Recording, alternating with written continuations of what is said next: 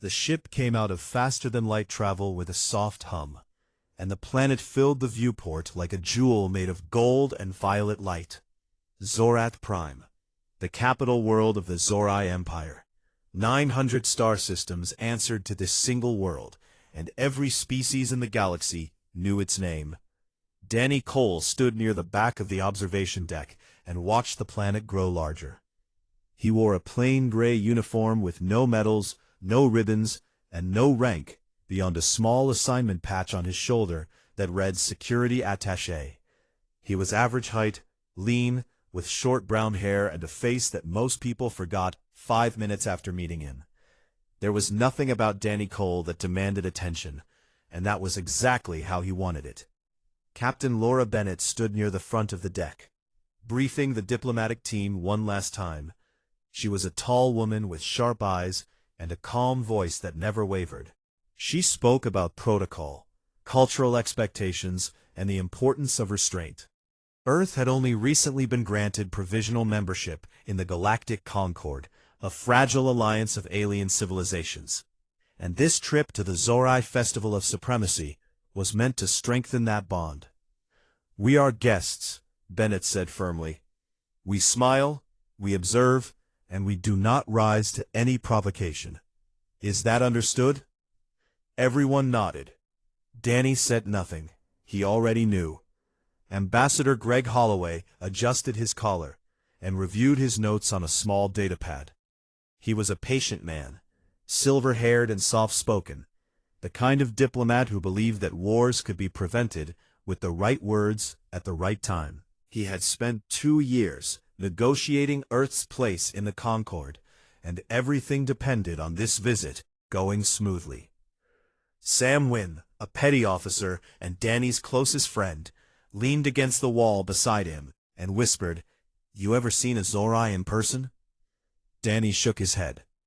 8 feet tall, 4 arms, skin like armor plating, Sam said with a low whistle.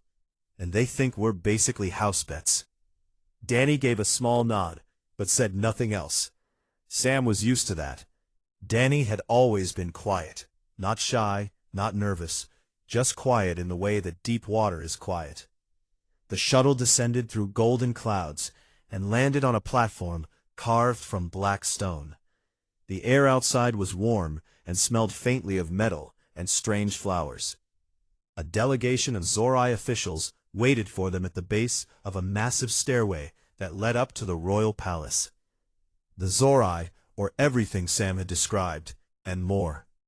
They towered over the humans, their skin a deep bronze that shimmered like polished metal. Their 4 arms moved with a fluid grace that made them look both elegant and dangerous. Their eyes were large, dark, and ancient. They looked at the humans the way a person might look at children who had wandered into a room meant for adults. The welcoming feast was held in a vast hall with ceilings so high they disappeared into shadow. Long tables stretched across the room, covered in food and drink from 100 different worlds. Representatives from dozens of alien species filled the hall, and the noise of conversation rumbled like distant thunder. The humans were given a small table near the edge of the room, not quite at the back, but close enough to make the message clear. They were tolerated, not celebrated. Danny took his position along the wall behind the delegation's table. His job was simple: stand, watch, and stay out of the way. He folded his hands behind his back and let his eyes move slowly across the room, reading faces, exits, and sightlines out of a habit so deep it was almost unconscious. That was when she appeared. Princess Viarit Soltari walked through the crowd like a flame through dry grass. She was tall, even by Zorai's standards, with skin that glowed a soft copper, and eyes that burned like twin stars. She wore armor made of white crystal that caught the light with every step, and a thin circlet of silver sat upon her brow. She was beautiful in the way that a blade is beautiful, sharp, bright, and dangerous. She moved through the hall with her entourage of guards and attendants, greeting dignitaries and accepting praise with a practiced smile. When her gaze landed on the human table, her smile changed. It became something colder, curious, amused. She walked over. Ambassador Holloway stood and offered a respectful greeting. Virith acknowledged him with a brief nod, but her eyes moved past him almost immediately. They landed on Danny. She studied him for a long moment, the way someone might study an insect on a leaf. "This is your protector?" she asked, her voice carrying easily across the nearby tables. Several alien dignitaries turned to watch. Holloway kept his composure. "This is our security attaché, Your Highness." Virith stepped closer to Danny. She was nearly 2 feet taller than him. She looked down at him with open amusement and tilted her head. "You are so small," she said, "so pale, so soft." She reached out with one of her 4 hands and tapped a finger against his shoulder, as if testing whether he was real. "Tell me, little guardian, do humans even understand what real combat looks like? Or do you simply hide behind your ships and your machines?" The hall grew quieter. People were watching now. Danny could feel the weight of dozens of alien gazes pressing against him like heat from a fire. He said nothing. He simply gave a polite nod and stepped to the side. Virith laughed. It was a bright, ringing sound, and it filled the hall like music. Her entourage laughed with her.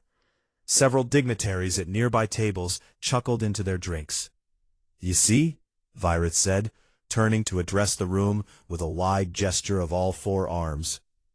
"Humanity sends its weakest as protectors. This must mean they have no strong ones at all." More laughter, louder this time. Ambassador Holloway's jaw tightened, but he kept his smile in place. Captain Bennett's hand curled into a fist at her side, hidden beneath the table. Sam Wynn's eyes went hard and flat, but he stayed still because Danny stayed still. And Danny simply stood there, hands behind his back, his face calm and empty, as if the laughter was nothing more than wind passing through an open window. The feast continued. The humans endured. The night dragged on. Later, long after the hall had emptied and the palace had grown quiet, Sam found Danny alone on a wide balcony overlooking the alien city. The buildings below glowed with soft light, and strange birds circled in the dark sky above. Sam leaned on the railing beside him. "That princess is something else," he said, trying to keep his tone light. Danny didn't respond. Sam glanced at him. The humor faded from his face. He had known Danny for 6 years, longer than most people lasted in their line of work. He had seen what Danny could do, and more importantly, he had seen what Danny had survived.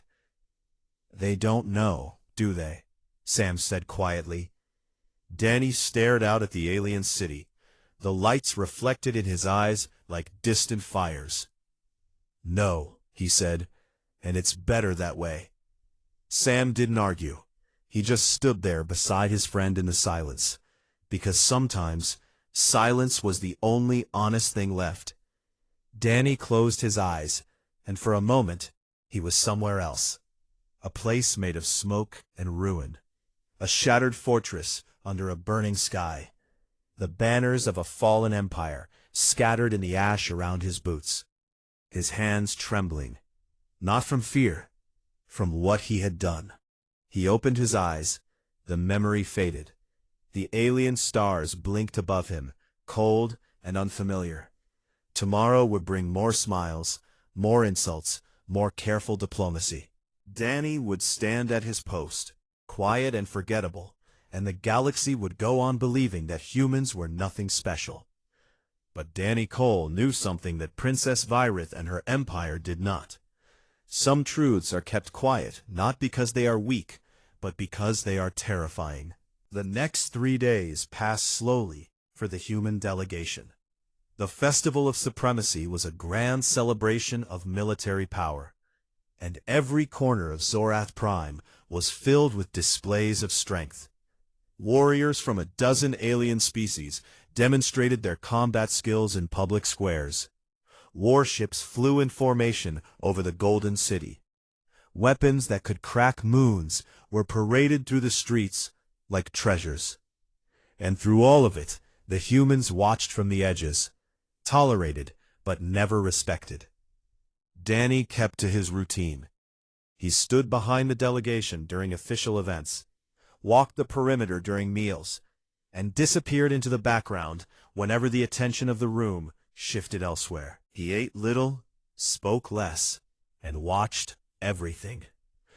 On the fourth morning, the festival reached its most important event, the combat trials. The grand arena of Zorath Prime was a coliseum built from dark stone and pale metal, large enough to hold 100,000 spectators. It sat at the heart of the capital city like a crown, and when the sun hit its surface, the entire structure glowed like something alive. Inside, rows of seats rose so high that the upper levels vanished into shadow. Banners from every allied species hung from the walls, and the air hummed with the noise of a crowd that had come to witness war made into sport. General Kale Drothon stood at the center of the arena floor and addressed the assembly. He was the supreme military commander of the Zorai Empire, a warrior whose body was covered in the scars of 100 campaigns. He stood 9 feet tall, broader than any Zorai Danny had seen, and his voice carried across the arena without any need for amplification. The combat trials, Drothon explained, were a tradition older than the Empire itself. Warriors from allied civilizations were invited to demonstrate their strength, skill, and courage. Participation was voluntary, but in the culture of the Zorai, refusing was the same as admitting weakness.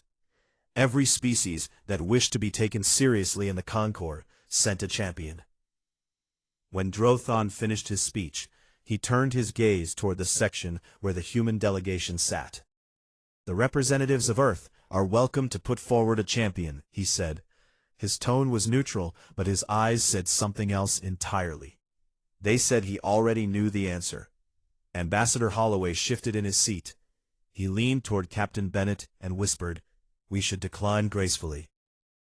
There is no shame in acknowledging a physical mismatch." Before Bennett could respond, a voice rang out from the royal viewing box above them. "Surely the humans will not refuse." It was Princess Viorith. She stood at the edge of the royal balcony, looking down at the human delegation with a smile that was equal parts charm and cruelty. Her voice carried across the arena, and 100,000 heads turned to watch. "We have heard so many wonderful things about human courage," Viorith continued, her tone sweet and mocking. "Your diplomats speak of bravery and resilience at every meeting. Surely you would not pass up an opportunity to show us what that looks like." The crowd murmured. Some laughed. Others simply stared with the quiet interest of predators watching prey. Holloway's face remained calm, but Danny could see the tension in his hands. The ambassador understood the trap. If they refused, it would confirm every assumption the galaxy held about humanity. Earth would remain a provisional member, a tolerated guest, a species that talked about strength, but never showed it. Holloway turned to Bennett. "Is there any option?" Bennett was quiet for a long moment. Then she said, "There is one, but you need to understand what it means. Tell me." Bennett glanced across the arena, to where Danny stood at his usual post along the wall, arms folded, face blank. "His service record is classified beyond anything you have clearance for," Bennett said carefully. "What I can tell you is this. There are 3 wars in the last decade that the galaxy believes were won by coalition forces. They were not. They were won by one man. Command erased his involvement every time to protect humanity's position." "You're telling me that soldier, that quiet, forgettable man standing by the wall, ended 3 wars by himself? I'm telling you that if he steps into that arena, the way every species in the Concord looks at humanity will change forever, and there will be no going back." Holloway closed his eyes for a moment.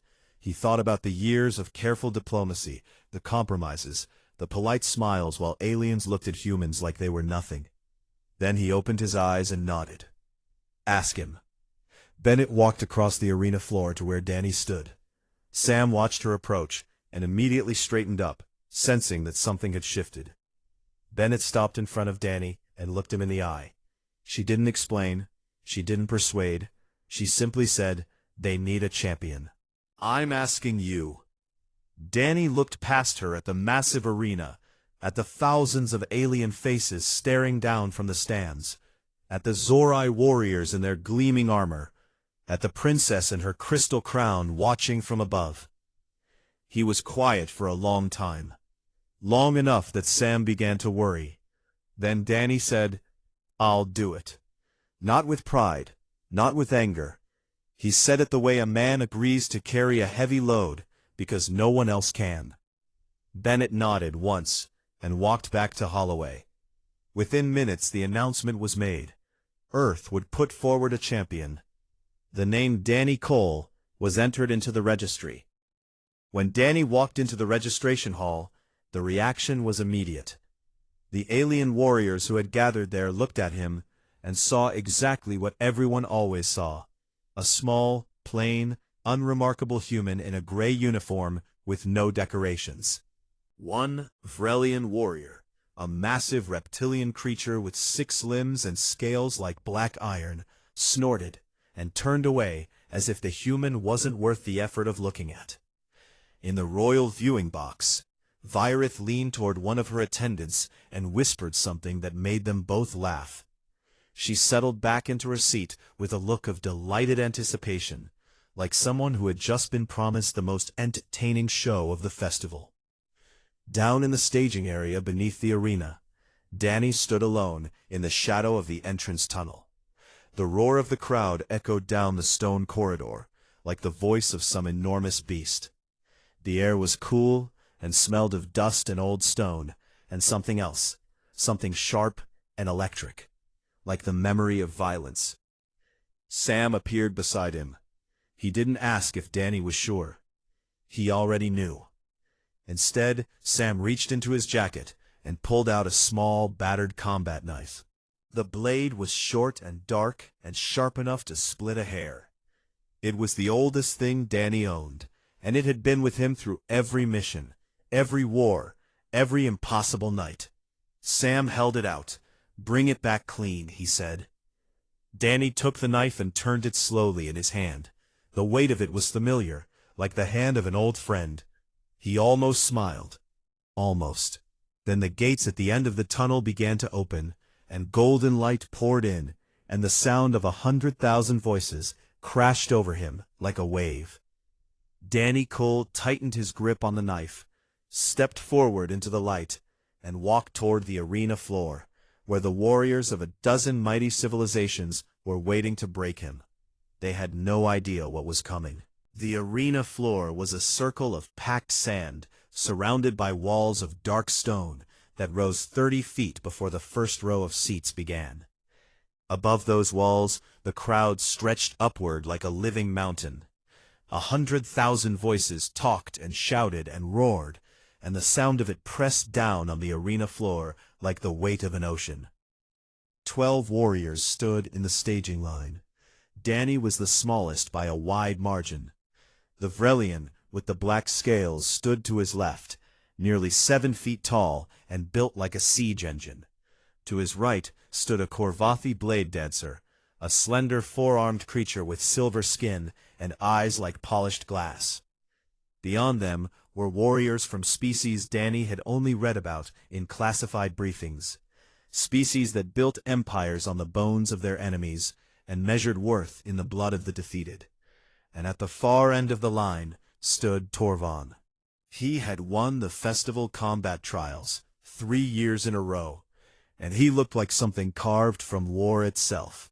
9 feet tall, shoulders like a mountain ridge, 4 arms thick with muscle and covered in ritual scars. His eyes swept the line of competitors the way a predator surveys a field of prey. And when they passed over Danny, they didn't even pause. The first round was hand-to-hand combat. No weapons, no armor, no rules except that killing was forbidden. Each warrior was matched against an opponent by random selection. Danny drew the Vrelian. The crowd reacted with a mixture of amusement and pity. The Vrelian, whose name was announced as Grawl, outweighed Danny by at least 300 pounds. His 6 limbs were tipped with claws that could tear through light armor. His scales could absorb impacts that would shatter human bone. In the royal viewing box, Princess Virith tilted her head and smiled. This would be quick. The signal sounded. Grawl charged immediately. He was fast for his size, terrifyingly fast, and he closed the distance in 2 massive strides, swinging a clawed fist that could have taken Danny's head clean off his shoulders. Danny stepped to the side. Not far. Just enough. The fist passed through the air where his head had been a heartbeat earlier, and Danny let it go. Grawl swung again and again. Each blow was powerful enough to crack stone, and each one missed by inches. Danny moved like water around rocks, never rushing, never retreating, just shifting his weight and letting the attacks pass by. The crowd grew confused. The human wasn't fighting. He wasn't even defending. He was just moving, calmly and precisely, as if he had done this 1,000 times before, which he had. Grawl roared in frustration and lunged with all 6 limbs at once. Danny dropped low, slid beneath the attack, and then struck. Not desperately. He struck 3 times in rapid succession. 2 fingers into a nerve cluster beneath the Vrelian's second arm, an open palm to the soft tissue behind the knee joint, and a sharp elbow to the base of the skull where the scales were thinnest. 3 hits, each one placed with surgical precision, each one targeting a weakness that no one outside of a classified human intelligence database should have known about. Grawl's legs buckled, his arms went limp. He crashed to the sand like a falling building and lay there, gasping, unable to move. 23 seconds. The arena clock confirmed it. The silence that followed was enormous. 100,000 spectators sat frozen in their seats. The Vrelian's own delegation stared in open shock. In the staging line, several warriors turned to look at Danny for the first time. Danny walked back to his position and stood quietly, his breathing unchanged, his face calm and empty. In the royal box, Virith's smile had disappeared. The second round was melee weapons. Each warrior selected their weapon of choice from the armory. The Korvathi blade dancer chose twin energy swords that hummed with pale blue light. The remaining fighters chose massive axes, spears, and warhammers suited to their size and species. Danny chose his own knife, the old battered combat knife that Sam had handed him in the tunnel. The crowd murmured in disbelief. A few spectators laughed nervously. Danny's opponent was the Korvathi, a species famous across the galaxy for their sword mastery. The blade dancer moved like liquid metal, spinning and slashing with all 4 arms, in patterns so fast they blurred. His twin energy swords left trails of pale light in the air. Danny didn't try to match speed against speed. He moved differently. He used the arena itself, the angle of the sun, to create blinding reflections on his blade, the texture of the sand to mask his footwork, the walls to limit his opponent's range of motion. He gave ground when it cost nothing, and held it when it mattered. The Korvathi pressed his attack, growing faster, more aggressive, more confident. He believed he was winning. Danny let him believe it. Then, in a single fluid motion, Danny stepped inside the arc of both swords, trapped one blade against the ground with his boot, twisted the other away with his forearm, and brought his knife up to rest gently against the Korvathi's throat. The blade dancer froze. His dark eyes went wide. He looked down at the small knife pressing against his skin, and then looked at the human holding it. And something passed between them. A moment of pure, honest recognition. The Korvathi yielded. Danny stepped back and lowered his knife. He had not drawn a single drop of blood. The arena was no longer laughing. Not even the most dismissive spectators could pretend this was luck. Something was happening that none of them had expected, and the mood in the stadium had shifted from amusement to something deeper and more unsettling. Round 3 was the tactical simulation. Each remaining warrior was placed inside a holographic battlefield and tasked with defeating a simulated army using only their strategic mind. The simulation tracked decisions, response time, resource management, and adaptive thinking. Danny completed the scenario in 4 minutes and 11 seconds. A previous record, held by a HFY War scholar, was 9 minutes and 40 seconds. The HFY military analysts who monitored the simulation sat in stunned silence. Danny had used strategies that combined elements from half a dozen alien combat doctrines, blended with approaches that no known species had ever documented. He had treated the simulated battlefield not as a puzzle to be solved, but as a living thing to be understood and redirected. The analysts would later admit in their private reports that they had never seen anything like it. General Drothon, who had been watching from his command seat above the arena, leaned forward in his chair. His forearms were no longer crossed. His hands gripped the armrests. 4 warriors remained for the final round: Danny, Torvon, a Vraskari shock trooper, and a Drenkai berserker. The final round was a free-for-all survival match. No rules, no time limit. Last one standing. The Vraskari and the Drenkai went after each other first, which was expected. Their species had been blood rivals for centuries. Danny used the distraction to study Torvon, who stood at the far side of the arena, watching him with an expression that had changed from contempt to something closer to caution. The Vraskari fell first, then the Drenkai, and then it was just Danny and Torvon, alone on the sand, with the eyes of the galaxy upon them. Torvon attacked with a controlled fury that shook the ground. His forearms worked in perfect coordination, each one striking from a different angle, each blow powerful enough to end the fight instantly. He was the greatest warrior the HFY had produced in a generation, and he fought like it. Danny took hits, real ones, a blow to his ribs that cracked something, a backhand that split his lip and sent him stumbling, a knee strike that drove the air from his lungs. But he kept getting up. Every time Torvon knocked him down, Danny rose again, not with rage, not with desperation, with patience. He was learning. Each hit Torvon landed taught Danny something about his rhythm, his balance, his blind spots. And the HFY had a blind spot, a narrow angle below and behind the second left arm, where all 4 limbs created a gap in their field of vision. It was so small that no fighter in recorded history had ever exploited it in live combat. Danny found it in the 3rd minute of the fight.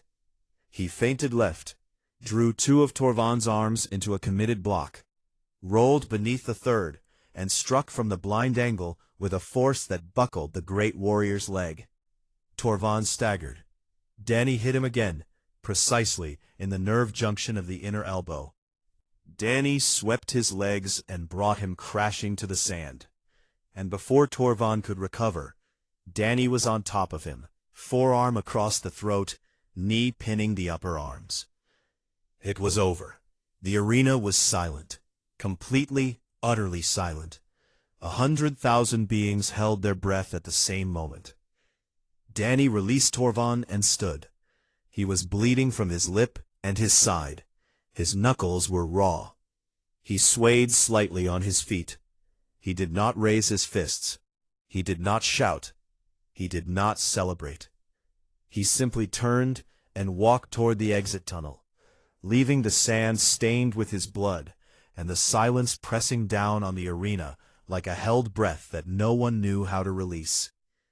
In the royal box, Princess Vyarith sat motionless, her hands gripping the arms of her chair, her golden eyes wide. General Drothon rose slowly from his seat and stood at full height. He said nothing. He just watched the small, bruised human disappear into the shadows of the tunnel. and for the first time in his long and violent life, he felt something he had never felt before. Uncertainty. The hours after the combat trials were quiet for Danny, but not for anyone else. The arena emptied slowly, as if the crowd was reluctant to leave the place where something impossible had happened. Alien dignitaries spoke in low, urgent voices as they filed through the corridors. Military officers from a dozen species sent encrypted messages back to their home worlds. The news spread faster than light.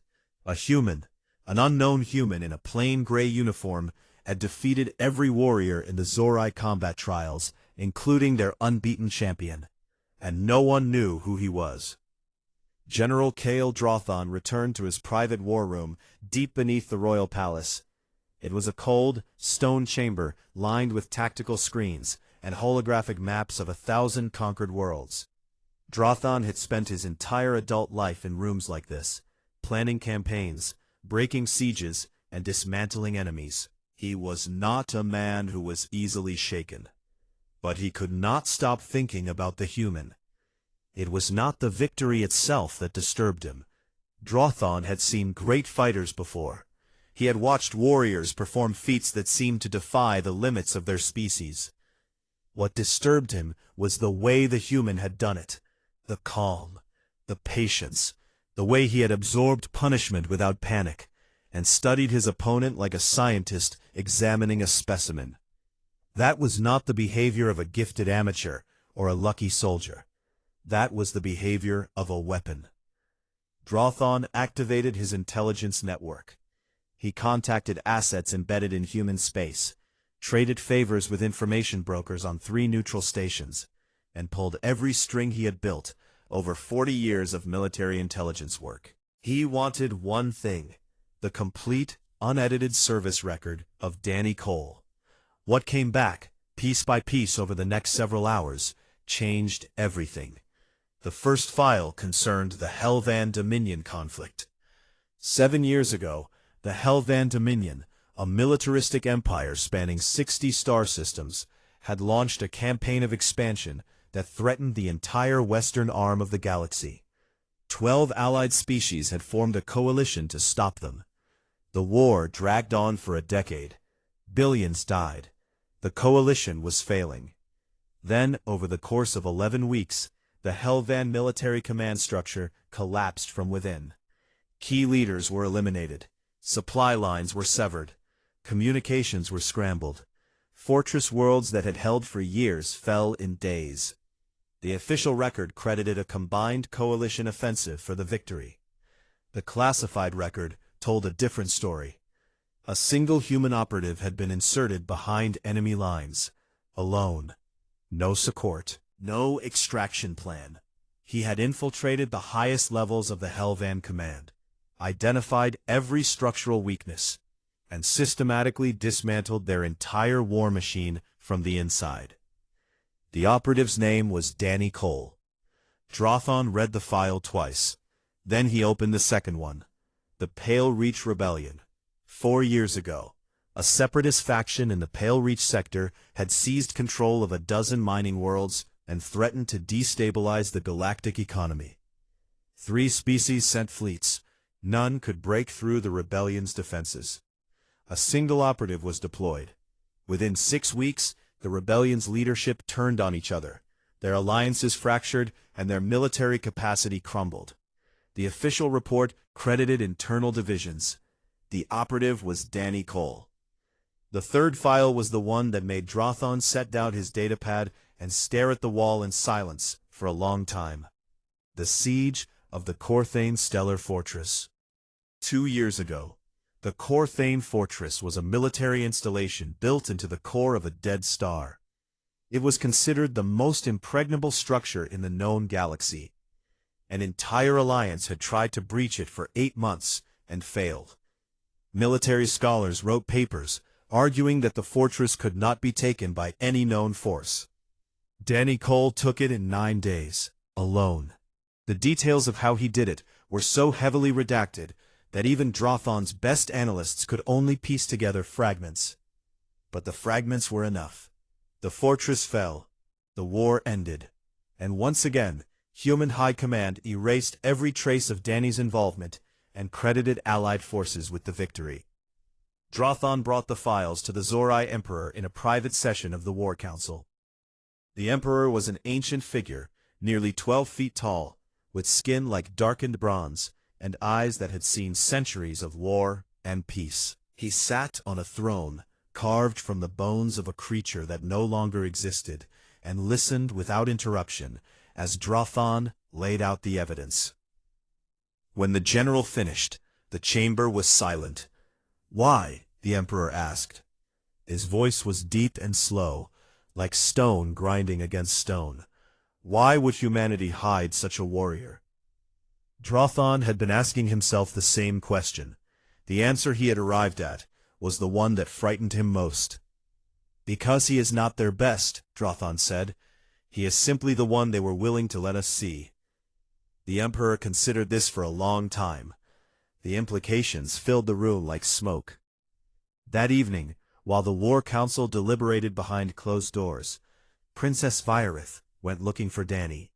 She found him in a small garden on the outer edge of the palace grounds, a place meant for servants and maintenance workers, far from the polished halls where dignitaries gathered. He was sitting on a stone bench beneath an alien tree with silver leaves, watching the last light of the Zorai sun fade behind the city skyline.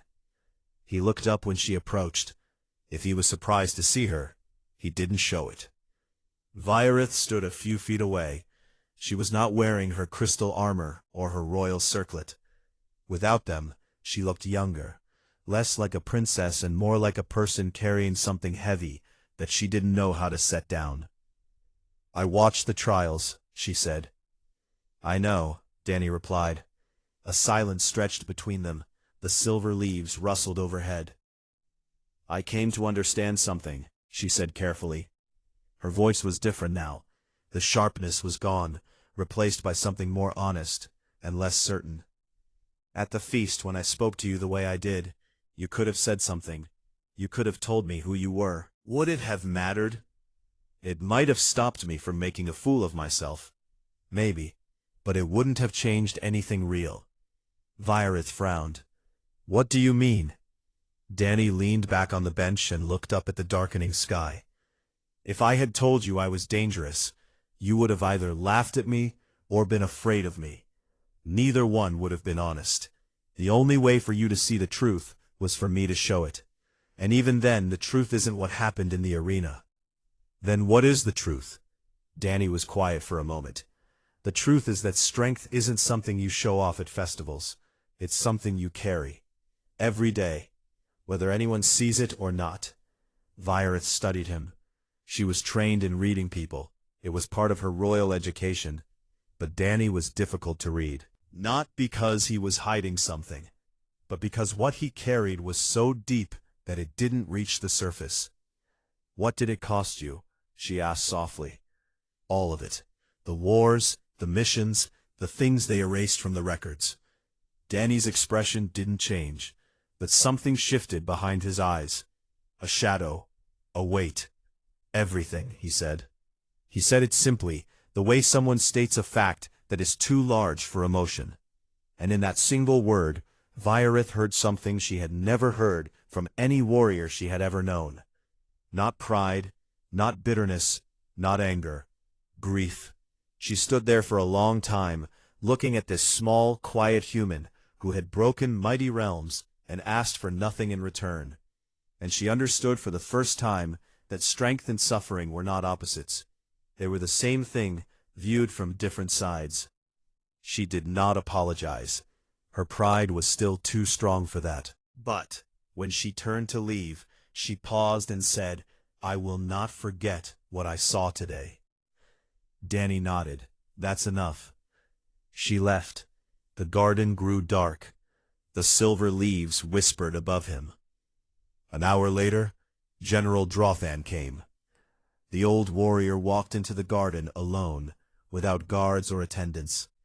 He was still in his ceremonial armor, and even in the dim light, the scars on his skin told the story of a lifetime of war.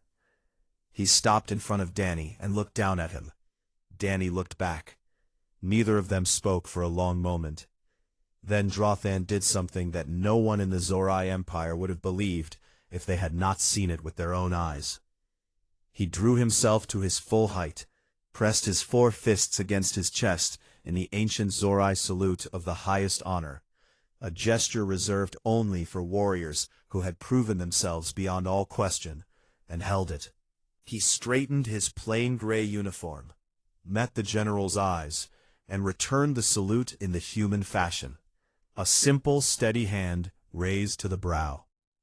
2 warriors, 2 species, a galaxy of difference between them. And in that small, dark garden, something shifted that would never shift back.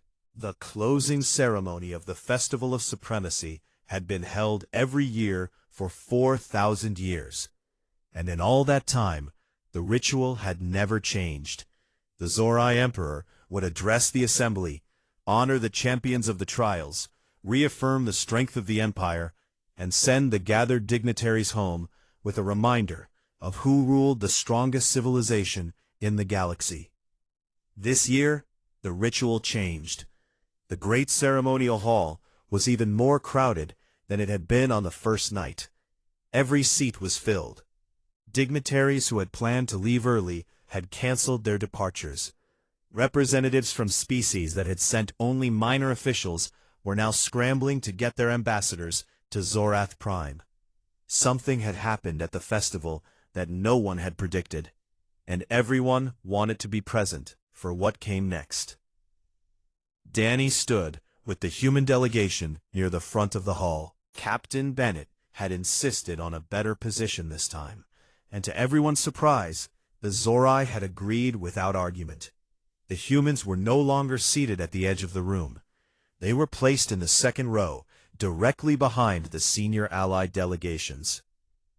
Sam Gwyn stood beside Danny, wearing his dress uniform for the first time during the trip. "You know," Sam said quietly, "I've never actually been in the second row of anything." Danny didn't respond, but the corner of his mouth twitched in something that was almost a smile. The hall fell silent as the Zorai Emperor entered. He moved slowly, as ancient beings do, but there was nothing frail about him. He carried the weight of centuries the way a mountain carries snow, naturally, without effort, as if it had always been there. His robes were black and gold, and the crown upon his head was a simple band of dark iron that was older than most civilizations in the room. He took his place on the raised platform at the center of the hall and looked out over the assembly. His gaze moved across the rows of alien faces, the Vrelians, the Korvathi, the Drenkai, the representatives of 40 allied species, and finally came to rest on the small group of humans in the second row. "For 4,000 years, the Emperor began, his voice filling the hall like the low rumble of thunder heard from very far away. This festival has celebrated the strength of our empire and the valor of our allies. In that time, the title of champion has been earned by warriors from 11 different species. Each one proved themselves on the sand of our arena. Each one earned the respect of this empire through blood and will." The silence in the hall was so complete that Danny could hear the faint hum of the lighting above. "Today, for the first time in the history of this festival, I bestow the title of champion upon a warrior from a species that many in this room, myself included, believed was beneath our notice." The Emperor extended one of his 4 hands toward the human delegation. Danny Cole of Earth, step forward. Danny felt the weight of every eye in the room land on him at once. It was a pressure he had felt before, in darker places and more dangerous moments, but it was never something he got used to. He stepped out of the row and walked forward. The aisle was long, and the walk felt longer. His boots made no sound on the polished stone floor. He wore the same plain gray uniform he had worn since the day he arrived. No medals, no ribbons, no decorations of any kind. Among the glittering armor and jeweled robes of the alien dignitaries, he looked like a shadow that had accidentally wandered into a palace. But no one was laughing now. He reached the platform and stood before the Emperor. The ancient ruler looked down at him for a long, searching moment. Then he reached to his side, where an attendant held a small case made of dark wood. Inside the case, resting on a bed of black silk, was a HFY War mark, a flat disk of living metal that pulsed with a faint golden light. It was the highest honor the HFY Empire could bestow upon a warrior, and in 4,000 years of history, it had never been given to anyone outside their species. The Emperor lifted the war mark and placed it against Danny's shoulder. The living metal bonded to the fabric of his uniform and glowed softly, like a small sun resting against the gray cloth. "You have earned this," the Emperor said, "not through size, not through fury, but through the kind of strength that does not need to announce itself." Danny looked up at the Emperor and gave a single, respectful nod. "Thank you, sir." That was all he said. 2 words. In a room full of beings who measured worth in grand speeches and displays of power, Danny Cole said 2 words and stepped back. The hall erupted, not in the wild cheering of a sports crowd, but in something deeper. A low, rolling wave of voices, a sound made up of surprise and respect, and the quiet recalculation of 1,000 assumptions about a species that the galaxy had underestimated for far too long. Princess Virith stood among the royal family on the elevated balcony above the platform. She watched Danny walk back to his delegation, his pace unhurried, his expression unchanged. When he passed below her position, she caught his eye and gave a small nod. Not a bow, not a grand gesture, just a quiet acknowledgement between 2 people who understood each other better than they had a week ago. Danny returned the nod and kept walking. After the ceremony, Ambassador Holloway found Captain Bennett in the corridor outside the hall. His face carried the expression of a man who had just watched the world rearrange itself in front of him. "Do you understand what just happened?" Holloway asked, his voice low and slightly unsteady. Bennett allowed herself a small smile. "I have some idea. In 1 week, that man shifted humanity's standing in the galactic concord more than a decade of my diplomacy ever could. The Varelians have already requested a formal meeting. The Korvati want to open a military training exchange. 3 species that voted against our full membership last year are now asking to revisit the question. That's the thing about respect, Ambassador. You can't negotiate for it. You can only earn it." Holloway shook his head slowly. "And we earned it because one quiet man in a gray uniform decided to stand up when it mattered." "He's been standing up his whole life," Bennett said. "The galaxy just wasn't watching." In another part of the palace, General Drothon met with Holloway privately. The war room was empty except for the 2 of them, and a single holographic display showing a map of human-controlled space, a modest cluster of stars in the galactic west, barely a fraction of the HFY Empire's territory. Drothon studied the map, and then looked at Holloway. "I wish to propose a formal military exchange between the HFY Empire and Earth," he said. "Joint training programs, intelligence sharing, strategic cooperation." Holloway kept his expression neutral, but inside, his heart was racing. This was the kind of offer that Earth had been hoping for since it first made contact with alien civilizations. "That is a generous proposal, General." Drothon shook his head. "It is not generosity. It is wisdom. We underestimated your species. I do not intend to make that mistake again. It is better to stand beside humanity than to one day find ourselves standing against it." The words hung in the air between them, honest and heavy. Holloway extended his hand. Drothon looked at it for a moment, then reached out with one of his 4 hands and gripped it firmly. The handshake was awkward. Human hands were small in a HFY grip, but neither of them let go quickly. Later that evening, as the human delegation prepared to depart Zorath Prime, Sam found Danny in his usual place, alone, sitting by a viewport, staring out at the stars. Sam dropped into the seat beside him and stretched out his legs. How does it feel to be the most famous human in the galaxy? Danny didn't look away from the viewport. I'm not famous. They'll classify everything by the time we get home. Fair point. Sam was quiet for a moment. Do you feel vindicated at least? All those years of doing the impossible and getting nothing for it. Now they finally saw what you can do. Danny shook his head slowly. I don't need vindication, Sam. I just hope it means the next kid who puts on this uniform won't have to prove himself the way I did.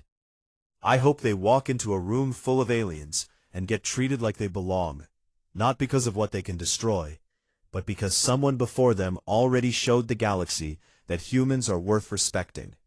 Sam looked at his friend for a long time and then nodded.